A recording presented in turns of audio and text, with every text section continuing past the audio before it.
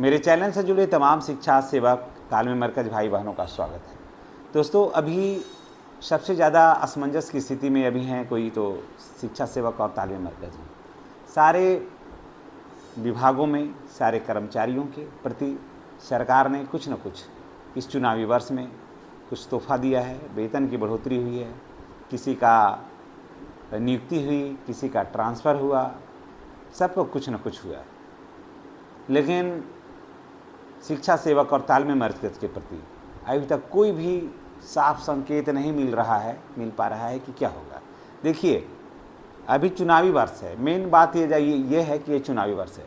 अगर इस चुनावी वर्ष में अगर कुछ नहीं होता है, चुनावी वर्ष क्या 1 महीना 15 दिन के अंदर अगर जो नहीं होता है, तो इसके बाद आने वाले समय में बहुत किसी चीज़ की आशा नहीं किया जा सकता है। ये चीज़ को एकदम जान लीजिए। फिर 5 साल के बीच में कुछ वैसा नहीं रहता है सरकार की जिसे घोषणा करें तो कर्मचारी हमसे खुश हो जाएंगे, तो कर्मचारी खुश हो जाएंगे तो उनसे हमको कोई लाभ हो जाएगा। कारण कि सरकार देखिए, प्रजातंत्र में वोट से के लाभ और हानि से हर योजना का संचालन हो रहा है अपने यहाँ। तो यहाँ पर शिक्षा सेवक के बारे में भी यही बात है कि सरकार अगर चाहेगी कि शिक्षा सेवकों का वोट उसके लिए महत्वपूर्ण है, तो निश्चित रूप से शिक्षा सेवकों या तालीम मरकज़ के प्रति सरकार कुछ न कुछ बेहतर सोचेगी। अगर सरकार को ये लगेगा कि शिक्षा सेवकों का वोट मेरे लिए उतना महत्वपूर्ण नहीं है, वोट आ ही जाएगा, चाहे घूम टहल के जैसे भी ये लोग हमको ही वोट करेंगे, या फिर बिहार में वोट जात पात के नाम पर होता है, तब तो बहुत ज़्यादा कुछ आशा नहीं किया जा सकता है। लेकिन दोस्तों, ये बात से हट कर के एक और भी बात है कि अगर कुछ नहीं हो रहा है तो कुछ बड़ा होगा, हो सकता है कुछ बड़ा होगा। समझ गए? अगर कुछ नहीं हो रहा है तो कुछ बड़ा होने वाला है। समझ गए? तूफान आने के पहले और जाने के बाद वातावरण जो है ना, एटमॉस्फेयर जो है ना, वो एकदम साइलेंट हो जाता है। समझ गए? तो अभी ठीक वैसे ही है। कुछ आने से पहले सरकार उस मुद्दे पर बिल्कुल साइलेंट है। कौन से ऐसे वक्त पर इसे चुनावी हथियार के रूप में अपनाएगी कि शिक्षा सेवकों को जो है ये लाभ दिया जाएगा। ऐसे शिक्षा सेवकों का सबसे बड़ा मांग है कि उसे शिक्षक पद पर, प्राथमिक शिक्षक के पद पर जो है वो उसे समायोजन किया जाए, ताकि उनका जो भविष्य जो है वो सज सके, उनका भविष्य जो है वो संवर सके। ये सबसे बड़ा मांग है। यही मांग शिक्षा सेवक मुख्य रूप से लगभग 15 वर्षों से ये लोग मांग रहे हैं। मांग वाजिब ही है, इसे नकारा तो नहीं जा सकता है। लगभग जितने भी शिक्षा सेवक हैं वो सभी इंटर किए ही हुए हैं, कुछ बाकी हैं तो उनको कुछ अवसर दिया जा सकता है कि आप कर लीजिए इंटर। अनुभव की तो कोई कमी नहीं है, योग्यता में तो कोई दाग नहीं है, सेवा तो 100% परफेक्ट दे रहे हैं, इसमें भी कोई किंतु कोई परंतु नहीं है। ऐप से हाजिरी बन ही रही है, ऐप पर छुट्टी मिल ही रही है, चेतना सत्र में इनका फ़ोटो जा ही रहा है, खाना के समय में फ़ोटो जा रहा है, आने के समय में फ़ोटो जा रहा है। यानी कि टोटल जो काम है वो शिक्षकों के समान ही काम ये कर रहे हैं।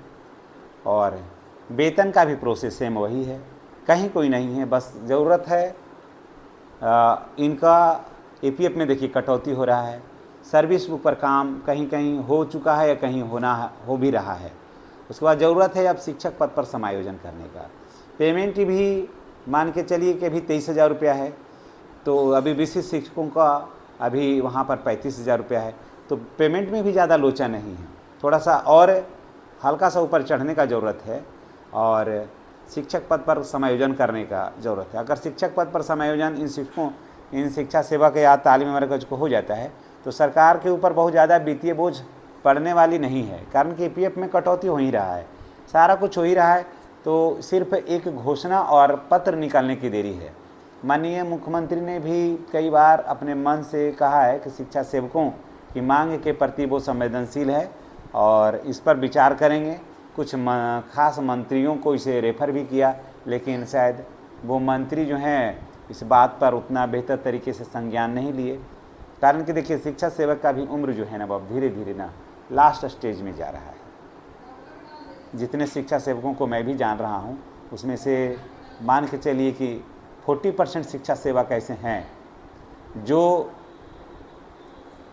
48 के पार हो गए हैं, 48 से 50 के बीच में वो शिक्षा सेवक हैं या कुछ और अधिक भी हैं। तो 40% शिक्षा सेवक को जानिए आप किस दौर पर चले गए हैं, समझ गए। 45 के आसपास तो लगभग 50% शिक्षा सेवक हैं। तो ऐसे में अगर आज नहीं होगा तो कब होगा। यही कारण है कि शिक्षा सेवक आशा भरी निगाह से सरकार के प्रति लोग देख रहे हैं कि जल्द ही कुछ हो ऐसा।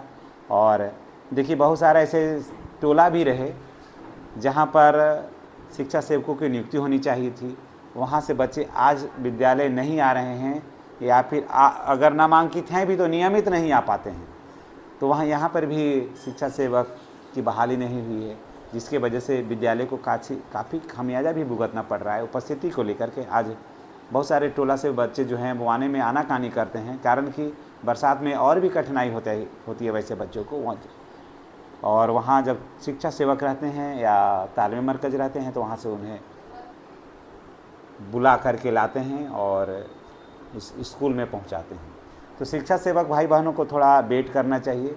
और निश्चित रूप से कोई तूफ़ान आने वाला है, और अगर तूफ़ान आएगा तो यही 15 से 20 दिन के अंदर आएगा।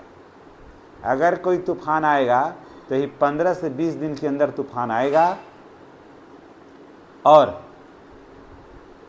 नहीं आएगा तो फिर हो सकता है मुख्यमंत्री का मूड, सीटें का बंटवारा के बाद 19-20 होने लगे तो मंच से हो सकता है उसका घोषणा हो, या उसका चुनाव का जो मैनिफेस्टो होता है गवर्नमेंट का उसमें शामिल किया जाए कि चुनाव जीतने के बाद हम इनको ये करेंगे। तो इसलिए अभी वक्त ख़त्म नहीं हुआ है, हमको पूरी उम्मीद है कि ये मैनिफेस्टो में शामिल होगा। अभी जब अब नहीं हुआ है ना, तो इस चीज़ को आप जान लीजिए कि चुनावी घोषणा पत्र जिसको बोलते हैं, चुनावी घोषणा पत्र में इसे शामिल किया जाएगा कि शिक्षा सेवकों को देंगे शिक्षक पद पर समायोजन। कभी कभी लेकिन ऐसा भी होता है कि घोषणा पत्र पर चढ़ जाता है लेकिन उसको इम्प्लीमेंट नहीं होता है। लेकिन आजकल अब ऐसा नहीं है, पहले ऐसा होता था। आजकल है कि जो घोषणा पत्र पर चढ़ जाता है उस पर सरकार चाहती है कि उसे लागू किया जाए, ताकि फिर आगे कोई चुनावी रणनीति हो या फिर चुनावी बात हो या चुनाव में जाना हो तो वहाँ सरकार काफ़ी प्रमुखता से दावेदारी के साथ वहाँ जाए, ताकि अपनी बात को वहाँ प्रमुखता से रख सके। तो ये चीज़ जान लीजिए जितने भी शिक्षा सेवक भाई बहन हैं, तालीमी मरकज़ भाई बहन हैं, कि अब आपकी जो मांग है ना, अगर इधर 15 दिन के अंदर नहीं हुआ तो आप जान लीजिए कि सरकार अब जा रही है चुनाव में। और चुनावी घोषणा पत्र में एकदम जानिए परफेक्ट कि चुनावी घोषणा पत्र में आपकी मांग को अब लिखा जाएगा। इस चीज़ को आप जान लीजिए। और उसके बाद सरकार जाएगी चुनाव में और सरकार ये कहेगी कि आप हमें चुनाव जिता करके भेजिए, शेष काम जो है, जो पेंडिंग जो काम है, ऐसा होता भी है कि जो काम पेंडिंग रह गया है अब उसे हम चुनाव जीतने के बाद उसे पूरा करेंगे। और सरकार करती भी है, ऐसा नहीं है कि सरकार नहीं करती, सरकार करती भी है। और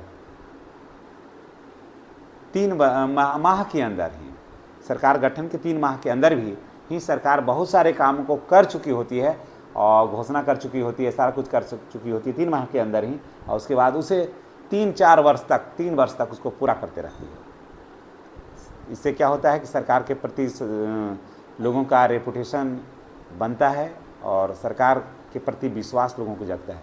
तो जान लीजिए कि अभी जब नहीं हो रहा है तो चुनावी घोषणा पत्र में आपकी मांग को निश्चित रूप से शामिल किया जाएगा और आपका मांग जो है ना शिक्षक पद पर समायोजन का वो पूरा होने वाला है। धन्यवाद। चैनल को सब्सक्राइब अवश्य करिएगा।